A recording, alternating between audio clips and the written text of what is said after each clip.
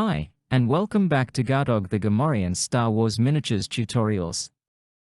In this video, we want to look at setting up, who goes first, and the order of play. Before the start of the game, or skirmish as it is called, both players will separately choose which faction they want for their squad, and which characters they wish to include. They will then gather the miniature figures and stats cards for those characters. I'm going to have an Imperial squad, and my opponent is going to have the Rebels. We've decided to have squads with a total cost of 85. In my Imperial squad, I'm having Darth Vader, an Imperial officer, a Royal Guard, and a Stormtrooper. My opponent, in his Rebel squad, has selected Han Solo, Chewbacca, Princess Leia, a Rebel Trooper, and is also including one fringe character, an Ewok Scout. It doesn't matter that one squad has more characters than the other, it's the overall cost that must be equal. Next, we need to decide on which map to play on. If you can't agree, both players roll their 20-sided die and the winner gets to choose the map. Once the map has been selected, the characters in the two opposing squads are to be set up in the last 4 rows of squares at either end of the length of the map. To decide which team sets up where, roll your 20-sided die again. Whoever wins can either decide the end they set up at, or whether they set up first or second. The other player then decides the other. With that all decided, it's time for one of the players to place their characters on the map. As I just mentioned, the characters in your squad may be placed anywhere within the first 4 rows at your end of the map. All of your characters are to be placed on the map at this stage, but you decide where. You may choose to place them all close together in the middle, up near the top, down the bottom, or spread out. It totally depends on what you believe will be the most beneficial to your squad in this particular skirmish. And make sure you are aware if your enemy may have line of sight to your characters, and if they will, try and place your characters so they have some cover. Once the first player has finished placing all of their characters, the other player will do the same, at their end, and we are ready to start playing. The Star Wars Miniatures game is played in rounds. Each round begins with an initiative check, where both players roll the dice, and the winner of the roll decides whether to activate first or second. During the round, every character will activate, or have their turn, once. Once all characters have activated once, the round will end, and the next round will begin. To make it even, rather than one player activating all of their characters and then the other player activating all of theirs, each round is broken down into a number of phases. In each phase, one player will activate 2 characters, one at a time.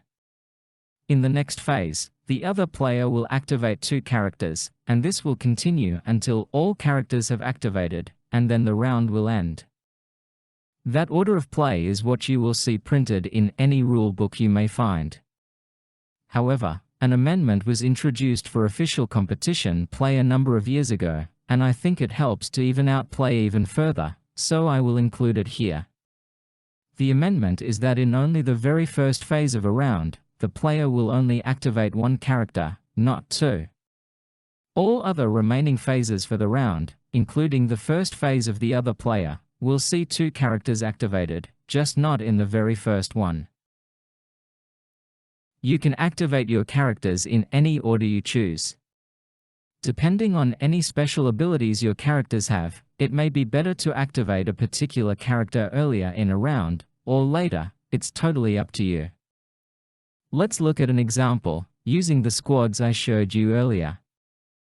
It's the start of round 1 and we roll for initiative. The Imperial player rolls a 16 and the Rebel player rolls a 12. The Imperial player has the higher roll, so they win initiative, and they elect to activate first.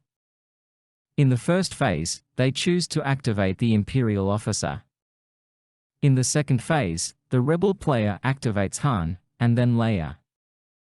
The third phase, the Imperial player activates the Stormtrooper, and then Darth Vader. Fourth phase, sees Chewbacca activate, and then the Rebel Trooper. Fifth phase, the Imperial player activates the Royal Guard, and as they don't have any remaining characters who haven't activated, the phase ends. And in the 6th phase, the rebel player activates the Ewok Scout, and as all of their characters have now been activated, this phase ends. Neither player has any characters remaining that haven't been activated, so the round ends. Round 2 begins and we roll for initiative. The Imperial player wins again, but this time, elects to activate second. In the 1st phase, the Rebel player activates the Ewok Scout. 2nd phase, the Imperial player activates Darth Vader, then the Stormtrooper. 3rd phase, the Rebel player activates Chewbacca, and then Han. 4th phase, the Imperial officer is activated, and then the Royal Guard. And in the 5th phase, the Rebel player activates the Rebel Trooper, then Leia.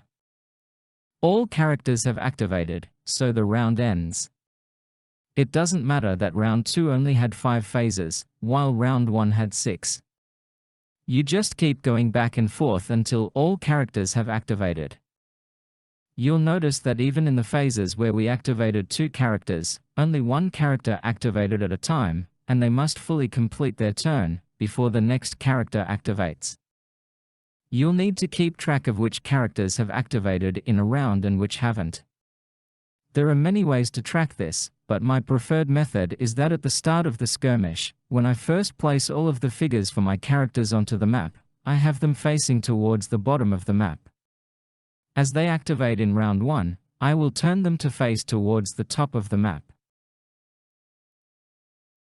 Then in round 2, as they activate, I turn them to face the bottom again. That way I can always quickly tell which characters in both squads have activated and which haven't. It doesn't matter how you keep track, but you just need to have a simple process to do so. And now that you understand the difference between rounds, phases, and turns, make sure you pay attention when reading any special abilities or commander effects on characters' stats cards, as most of them are only in effect for a designated period of time. Thanks for watching, and keep an eye out for my next video, where we'll look at a number of the more common special abilities that characters can have.